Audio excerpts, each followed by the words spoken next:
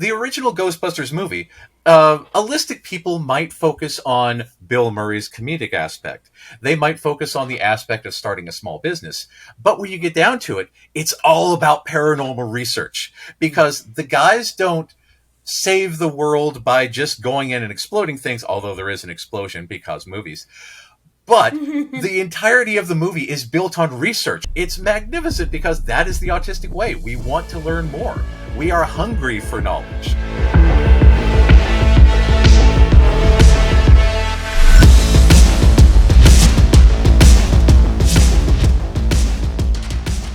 Welcome to the Autistic Culture Podcast.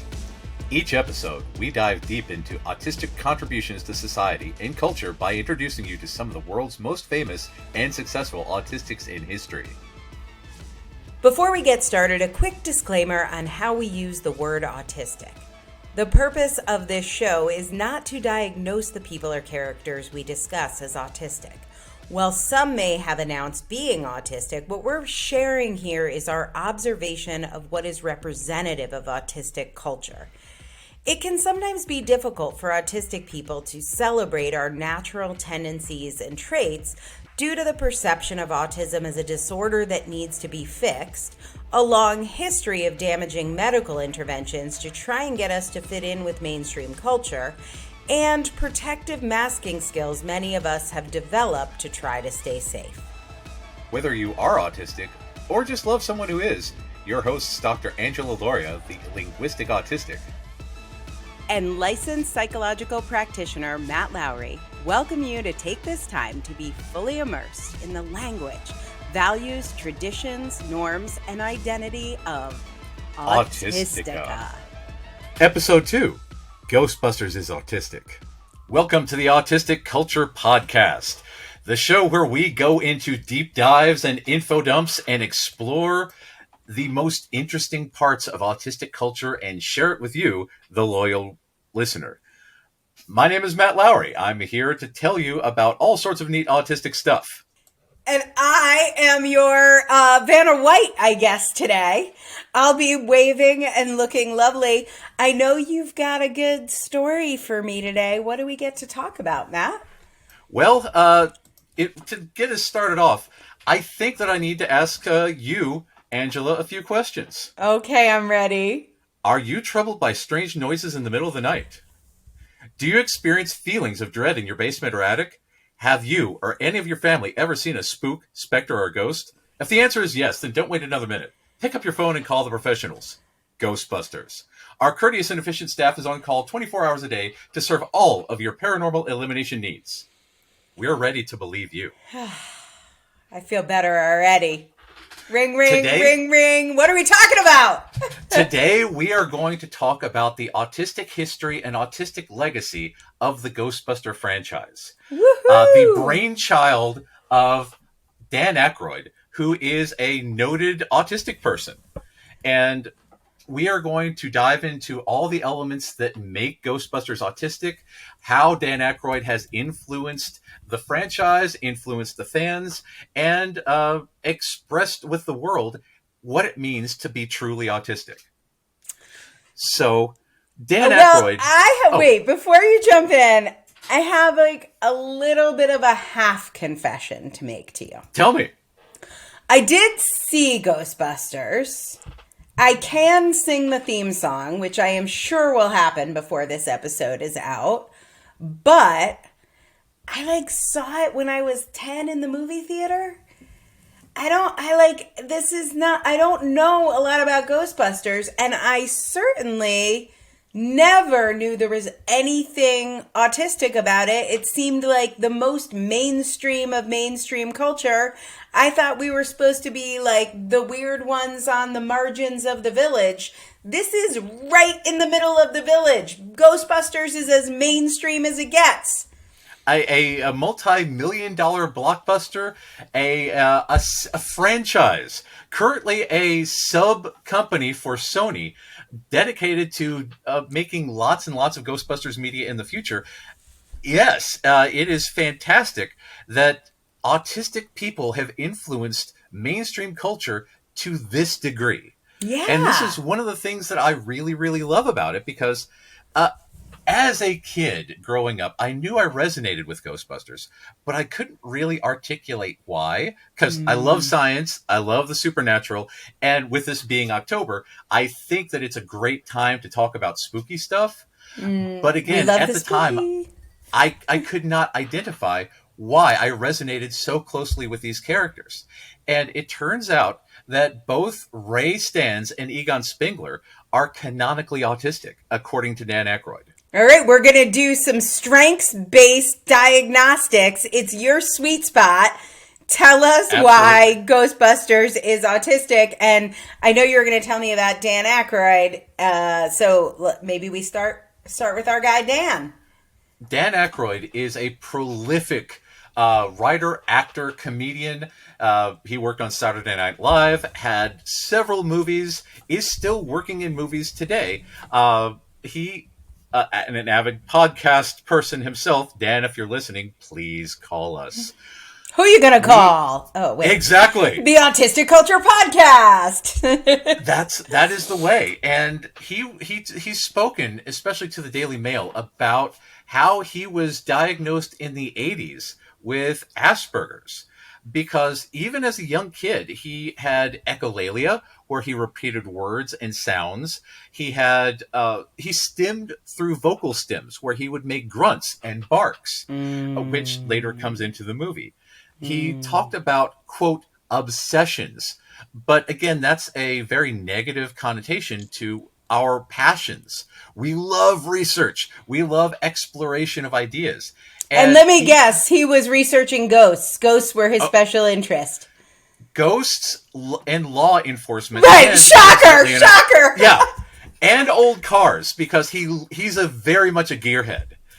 And he combined all of these. His family is actually from a very long line of paranormal investigators. What? Yes. His family has been ghostbusting since the beginning. Hold on, let me ask you then, like, do we want to talk about, like, the hereditary nature of autism? Like, do you have any theories about his family? Recent studies suggest the heritability rate of autism is somewhere between 83 and 92%. Holy cannoli, Batman. Exactly. We can trace autism all the way up the family tree to the beginning of time. And this is an interesting thing, because you find autistic people in every culture, on every continent, across the world.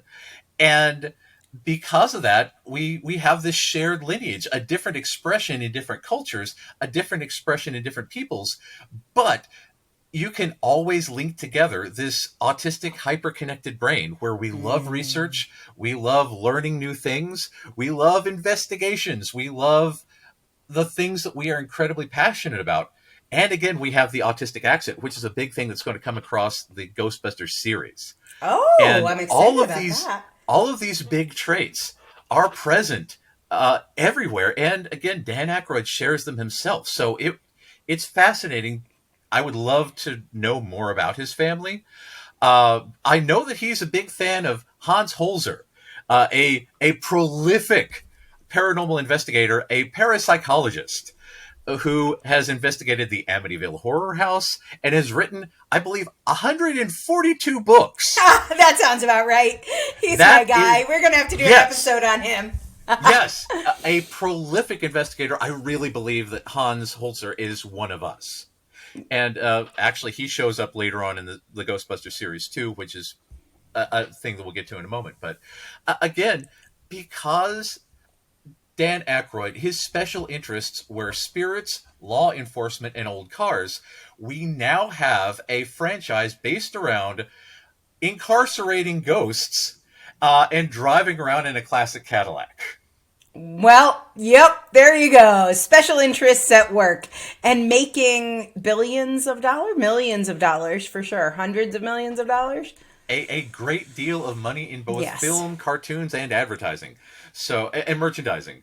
And, autistic friends in the land of autistic listening, if you are at all worried that your special interest could never make you money, paranormal research, ghosts, law enforcement, cars, There is a fortune to be made in our deep diving special interest research. So be the best to do what you do. There will be surprising ways to make money at it. And not only that, because he was highly regarded while doing so. Because if you watch the movie, Ray Stantz, his character, is very, very much Dan in real life, according to the sources. Which is really interesting because in the original draft of Ghostbusters, it was set in the far future. A special effects extravaganza cost $11 billion to make. But Ivan Reitman really wanted to make the movie, but wanted to bring it more to ground level. So he called in his friend Harold Ramis. And Harold Ramis said, all right, I think that we need to set this in present day. I think that we need to make it more of an origin story focusing on these guys. But at the time, there were only 3 guys. There was Ray, to be played by Dan Aykroyd himself. There was Peter, to be played by John Belushi. And there was Winston, to be played by Eddie Murphy. But, of course, John Belushi passed away before the movie could begin filming. And Eddie Murphy supposedly says, what is this? I don't understand any of it. So he bailed. Yeah, okay. Eddie Murphy, maybe not in the land of Autistica. I'm pretty sure. He's like, these people are weird. I'm going to make Coming to America and make my $1 gajillion that way. Which actually has a link coming up, but we'll come back to that. But this is the neat thing, because Harold Ramis not only said, let's double down on this, he literally doubled down on it because he wanted to make another canonically autistic character, and that's why we have Egon Spengler. Because he said, I also want to do this. I want Ray and Egon to be these guys who are this way. So, canonically, Egon Spengler is written as an autistic man who is both asexual and aromantic. So, LGBTQIA representation in 1984. Yes! That is amazing! So wait, when you use this word canonically, I think maybe not all our listeners know that word. You're the fancy licensed psychological practitioner. What do you mean when you use that phrase? This means that it is in the source material, in the novelization of the movie, in the original scripts, in the way that the movies progress. They implicitly say all of these things, but all of the evidence in the movie points directly to these identities. Do you think the guys were like guys, girls, whatever, but we're sitting around making this movie saying, hey, let's make this super aspy, going back to the terms we might have used in the 80s. Like, do you think they knew that? Do you think it was conscious? Or are you now looking back at it, I can sort of piece this together? Well, that's the thing. Dan Aykroyd says that he was diagnosed in the mid-'80s, and with the movie being written between 1982 and 1983, released in 1984, autism and Asperger's was just now a thing. Because the Asperger's and autism didn't join the DSM until the late 70s. Up until then, it was a form of schizophrenia. Schizophrenia, right? Childhood schizophrenia or something like that. But that's the thing. Dan Aykroyd says that his wife pushed him to get a diagnosis because he had emotional intensity. He was diagnosed with Tourette's as a child. He has all of these traits that he put specifically into the movie. Do you know what the comorbidity with Tourette's and autism is? Is that a common... Oh, it's incredibly common. It's due to the hyperconnected brain essentially linking over to a lot of stuff. And there's also a high rate for synesthesia and other... I have some synesthesia. Yeah. It's incredibly common. And this is one of the neat things about the variation of the autistic brain, because it goes into all these very neat directions, which, honestly, speaking of all these things, autistic children are... it has been studied, are much more likely than neurotypical children to experience the paranormal, to experience ghosts, to experience interesting psychic phenomena. What about, like, I had a kick-ass imaginary friend. Like, she was, like, her name is Charlotte. I'm pretty sure she's real. We had lots of great conversation. It was borderline paranormal. Charlotte was so real.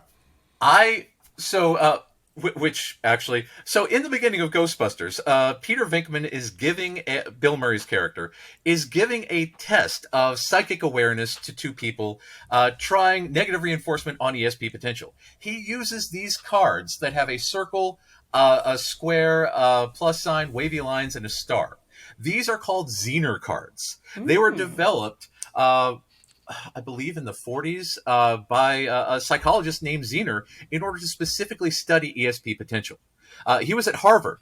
Oh, man, I can't remember. It's the Reinhold Center, the Reinhardt Center. It might just be the Rhine. But anyway, they were developed there for the specific testing of ESP potential. So I have a deck of these cards, naturally. And when I did therapy with kids, inevitably kids would say, I know what they're thinking about me. So my goal was to disprove that. But on occasion, I would have autistic kids who statistically you shouldn't get more than 20% right because 20% is just guessing, right? 1 in 5. Yeah. There is one girl that I tested got 9 out of 10 right before we both freaked out and stopped. She was seeing me because she had issues talking with the dead. And I was like, well, let's see. Can you really talk with the dead? And after that, I was like, maybe you can. Maybe we need to establish some boundaries with the dead. Yeah. Okay. So instead of just saying, yeah, don't talk to the dead anymore, we're like, the dead need office hours. I love that. That's perfect. Yeah. I am known to talk to dead people from time to time. Yeah. And they just need to know that the office is closed. It's like Lucy. You know, the psychiatrist is in, the psychiatrist is out. Don't bother me. Trying to sleep. Got to study algebra. Exactly. I love it. Thanks for listening to the Autistic Culture Podcast. We'll be right back. When autistic people find a special interest, they go deep and have a lot of knowledge, even if they don't have that formal education background to go with it. If you want to capture your spin in a book, check out Angela's work at differencepress.com. Differencepress.com. And find out more about becoming an author and establishing your credibility with a book.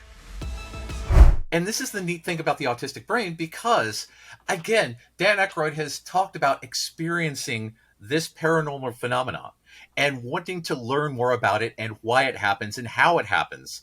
So one of the neat things about Ghostbusters is the world building. Because all of the stuff in Ghostbusters, from the classification of spirits, a class 1, a class 5, all this stuff, to why the equipment works, is based on all these theories about how the paranormal world works. For instance, the reason that the Ghostbusters carry proton packs is because, in theory, spirits have a negative charge, and the ionization rate for spirits in the universe is constant. So if you shoot a stream of protons at them, it makes them weak enough to keep in a little box. Okay, seems reasonable. Yeah. And again, the research on this is really, really neat. And of course, some of it is made up to be super flashy on screen and to make it a really appealing world to believe in. But I will say, it is if there is not that logic there, yes, when I'm watching a show, it pulls me out of the show. Because the way that I watch and listen, if you and I are talking or if I'm watching a TV show, I have to be researching through the show. Oh, absolutely. And I have to be like double checking what they're saying. Actually, like even as you were just talking, I looked up Zener cards. I'm like, of course, I have to make sure I know what's happening and tie it back to another body of knowledge outside this source that's saying things. Yes. And so when I watch like neurotypical movies and shows, I can almost always tell because there'll be a random thing. Like I just watched Everything Everywhere All at Once, which is decidedly not autistic. No one autistic involved anywhere. And they have this whole hot dog fingers thing. Yeah. And it's like they think it's funny. And it's like, it's okay, maybe it's fine. It's so fucking trite and random, and you're not relating it to anything. You just picked a random thing because you went on some sort of psilocybin trip. Yeah. I don't know. But there's no way an autistic person would just pick that randomly. There'd be a story behind it. There'd be a structure. It would connect to things. And like when I watch Sherlock Holmes or when I watch Doctor Who, everything I research is like legit connected. And that pulls me in more. Otherwise, you just lose me. I'm like, you're just random. because you want to be a part of the world, because if you have a neutrona wand, like I Which do. you do right here. I am looking at it. Every part on here has a reason for being there, from an actual Clippard valve to a stream regulator. All of these things have names and parts and reasons for existing. And that immersive experience draws you into the world, and which is why autistic media is so fantastically detailed like this. You can just dive into it. Exactly. So good. And that is the thing, because the original Ghostbusters movie, holistic people might focus on Bill Murray's comedic aspect. They might focus on the aspect of starting a small business. But when you get down to it, it's all about paranormal research, because the guys don't save the world by just going in and exploding things, although there is an explosion because movies. But the entirety of the movie is built on research, researching Sumerian religions, researching selenium girders and why selenium was used in an apartment building to focus paranormal energy for a purpose, researching Tobin's spirit guide. The entire movie is Ray and Egon doing research in order to figure out a problem for their client. And it's magnificent, because that is the autistic way. We want to learn more. We are hungry for knowledge. Yeah. And hence this deep dive as we speak.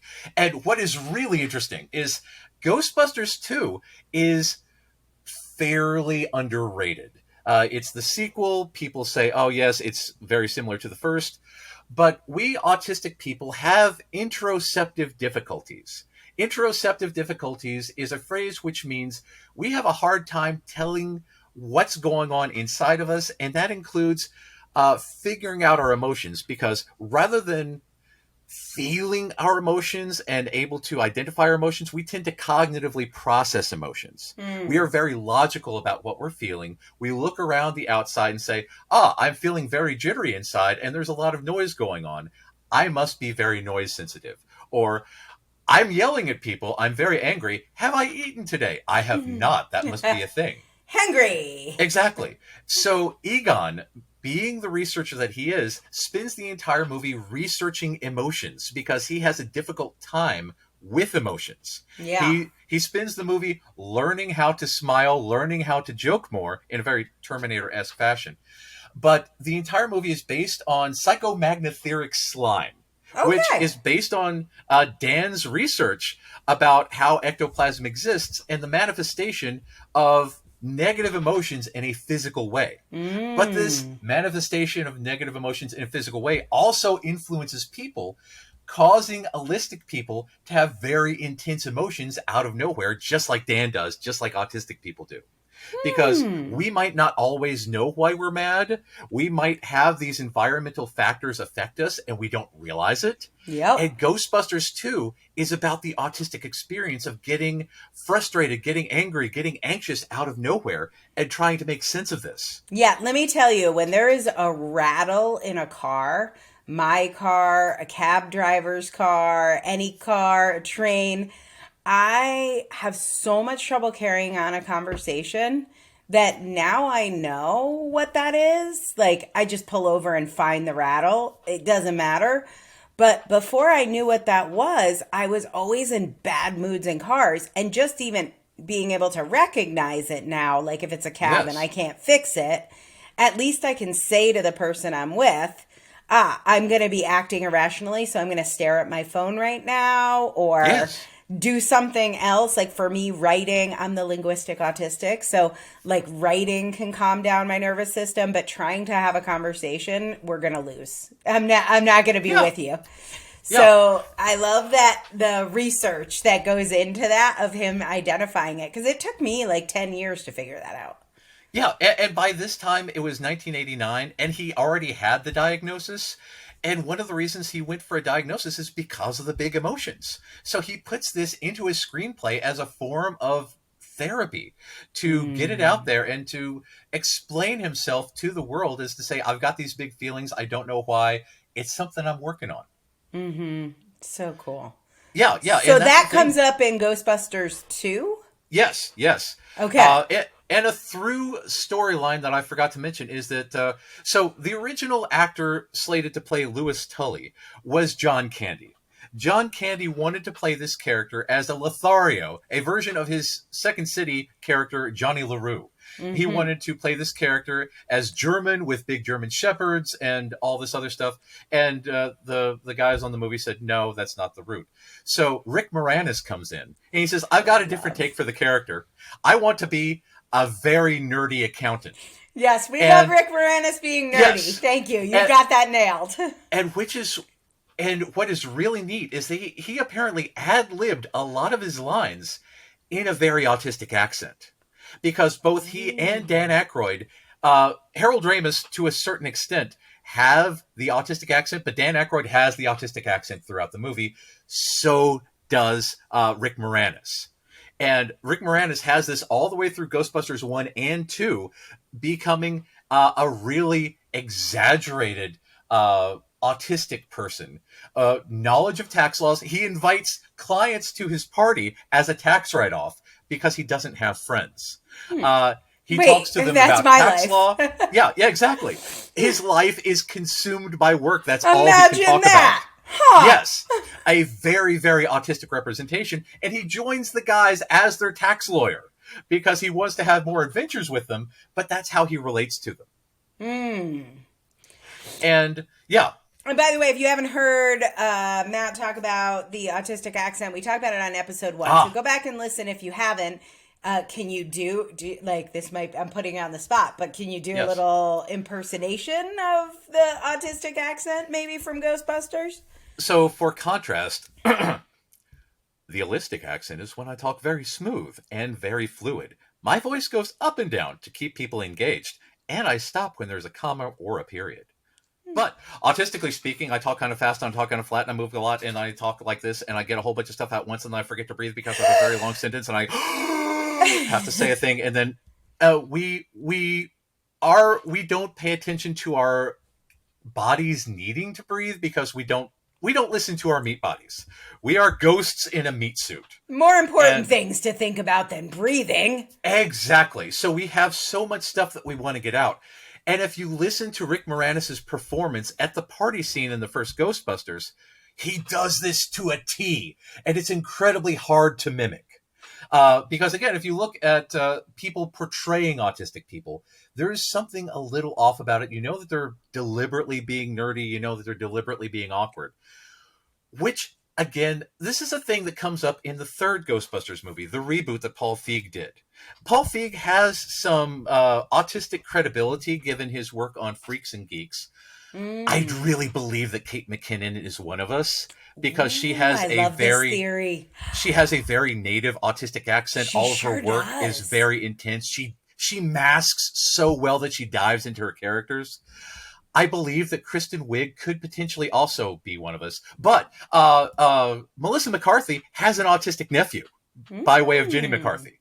So there is potentially autistic representation in the third movie, but there's not explicit autistic representation. Everyone is portrayed as nerdy, but they made the decision to make it more comedic rather than this serious movie with comedy elements, which takes a lot of liberties making fun of the potentially autistic characters, which makes it's unfortunate because again the actors are very talented and it's very potentially easy. Autistic. It's very easy to make fun of autistic people. Like there's a great body of work there, but where is there a specific spot or like are they making fun of their accent? What are they making fun of?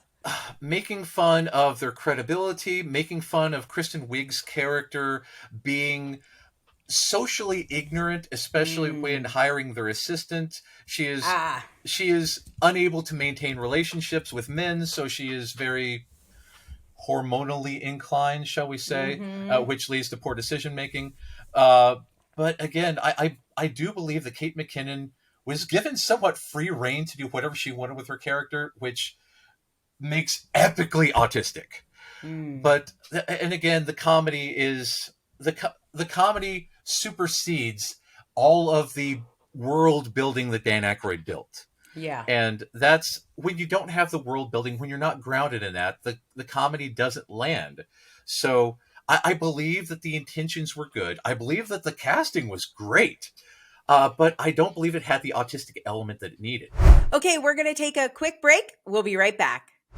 We love sharing stories of autistic culture. And if you are seeing yourself in any of these stories and you're wondering if maybe you're one of us, or maybe you're already diagnosed or self-diagnosed, and you want to know if Matt can help you live your life better and be more authentically autistic, check out his website at mattlowrylpp.com. That's Matt, M-A-T-T, Lowry, L-O-W-R-Y. And then that LPP, it stands for Licensed Psychological Practitioner. So head on over to mattlowrylpp.com and learn more about working with my buddy Matt. Then there's Ghostbusters Afterlife. Bam! Ghostbusters Afterlife just came out. Ghostbusters Afterlife was written by Jason Reitman, son of Ivan Reitman, and Gil Kenan. Gil Kenan also wrote Monster House with Dan Harmon, a noted autistic man. So this script has so many autistic nods in it, so many explicitly autistic traits. It stars Egon's granddaughter, again, the granddaughter of an autistic man named Phoebe. Phoebe speaks with the autistic accent all the way through the movie. And if you watch McKenna Grace's YouTube videos, the actress who plays her, she speaks with an autistic accent in real life. She has been on shows like Young Sheldon. She played a young Brie Larson in Captain Marvel. She played a young Sabrina the Teenage Witch in, the new Sabrina show on Netflix. Chilling Adventures of Sabrina. But she nails the autistic life. They speak of her as being uncoordinated, having no friends, and her big thing is that she tells dad jokes. She loves science. She rewires the Holmes house. She, with the assistance of Egon's ghost, rebuilds a cyclotron and wields a proton pack. Her best friend in the movie is another autistic kid named Podcast because he has a podcast. Like other autistic people who have podcasts. Right. And he loves talking about mysteries. He loves talking about the paranormal. They do research together. They research the history of Gozer. They research seismology. Oh, my God. What other movie has a 12-year-old researching seismology? Right. And, so I have a theory I want to throw at you.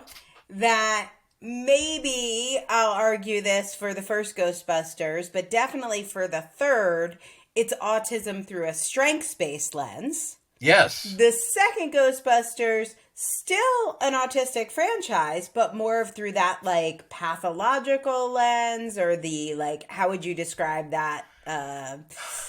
It's deficits lens. Yes. Ghostbusters, the third one. So Ghostbusters 1 and 2, definitely strengths-based. Ghostbusters Afterlife, strengths-based. But Answer the Call, definitely deficit-based. Yeah, I so definitely that's agree. Like a different way to, like, as you start to look at the world through this autistic culture lens that we're bringing to you, is like, in the land of Autistica, it is a strengths-based lens.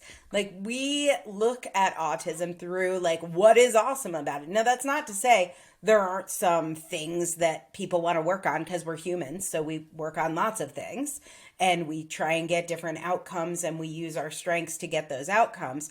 But when you're viewing culture and you're looking at the autistic impact, I think a lot of people look at, like, Rain Man. Yes. Which, like, if you want to look at a deficit-based model and not an autistic accent, but this an holistic person badly doing an autistic accent, like, feel free to look at that for what the opposite is, or the third Ghostbusters. So I love being in Autistica, where we can reframe everything.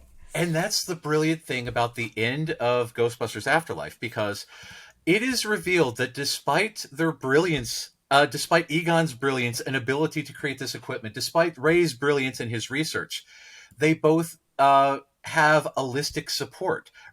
Egon has Janine Melnitz, the former secretary of Ghostbusters, who checks in on him and makes sure that, while he's deeply monotropically focused on his work, other stuff gets taken care of. And Ray, he is definitely deep in his interests. Winston, his holistic friend, spends most of the movies hanging out with Ray because they are truly tight. And because of Ray's influence, again, in the script and in the novelization, Winston is an ex-Marine, an ex-construction worker. He has a history of very, very stable jobs because he is a very practical person. But Ray introduces him to this world of adventure, this world of the paranormal, this world of the autistic people.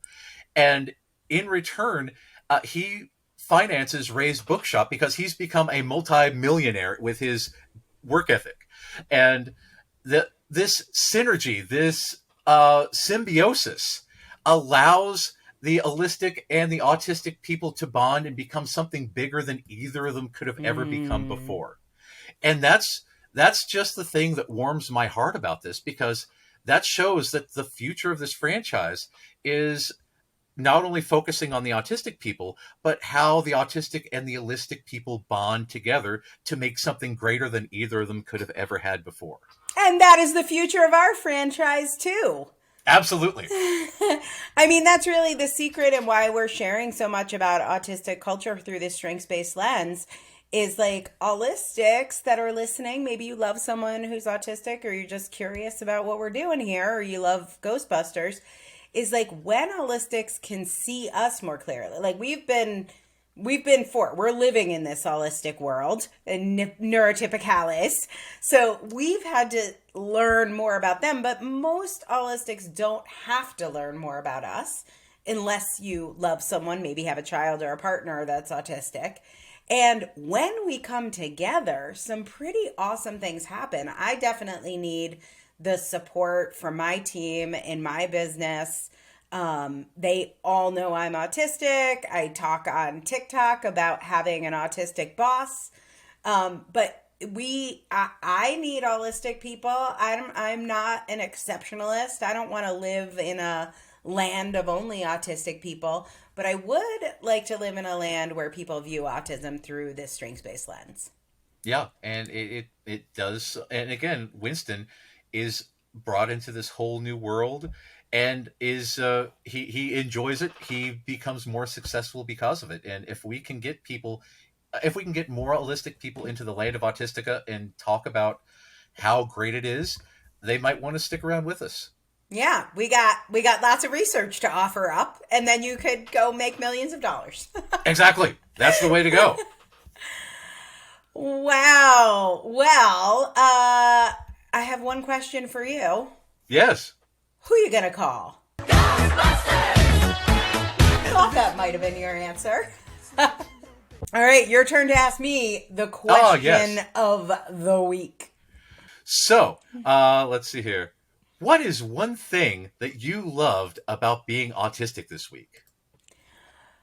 Well, when I learned about masking, it really helped. But my favorite thing this week is I set some really healthy boundaries. And what happened for me is I was being asked to do things I didn't want to do. I actually got nominated for a committee I didn't want to be at. So it was like free work that was going to be unpleasant with people yelling at me, but it felt like an honor to be asked because as an autistic person, I don't often get asked and included. But I also kind of knew that my particular challenges was not going to support my nervous system. Yeah. And so I very clearly said no and yes to what I did want. So I said, I would love to do your website. I would love to write the newsletter. I don't want to be on the committee. And I would love one point of contact who I can interact with. Because I don't do committees super well. I always got the doesn't play well in the sandbox sticker. And I know that about myself. And I know I can contribute to this group. But I was able to say no in a way that still supported the group and my goals, but also didn't set me up for failure, which, it's only taken me 50 years to figure this out. But when I was in the meeting where I was nominated for my brilliant ideas and my deep research, when I was in this meeting, the meeting was so chaotic. Like, there was no, and I'm like, these people will drive me nuts. I will take over everything. I will annoy them. They will end up hating me. I see this whole movie playing out, and I'm not going to mask because I want to be liked. I'm not going to pretend this time will be different and I can play in this particular sandbox. I set a clear boundary with love, and I offered something I did feel good about doing. So my therapy paid off this week, I think. That's excellent. That's a good balance of work and boundaries and taking care of yourself. Yeah. Yeah. So one of the things I love about playing in the land of Autistica is using that strengths-based lens on myself and knowing what's going to work for me, what's going to work for my nervous system, what's going to trigger me, what's going to lead to, for me, a lot of anxiety and not so good feelings. And then I end up taking that out on people I love, and it has a very unpleasant trickle-down effect. This is why I explore all of the strengths, because I know I'm amazing at writing and throwing together a website and organizing things. And I'm like, this will be easier for me than almost anyone else. So what is easy for you. That is my advice for sure. Yes. Use your strengths and succeed with them. Yes. And now I will have a lot of extra time to go watch all these Ghostbusters movies again. I hope you guys do that too, and you join us back here for the Autistic Culture Podcast. Thanks for listening to the Autistic Culture Podcast. We hope you enjoyed today's episode, and remember, no one ever changed the world by being like everyone else. You can find out more about writing your book with me at differencepress.com. That's difference, DIFFERENCE, press, PRESS.com. Or getting a psychological evaluation or consult with me at www.mattlowrylpp.com. That's MATT, Matt Lowry, LOWRY, LPP, as in licensed psychological practitioner.com.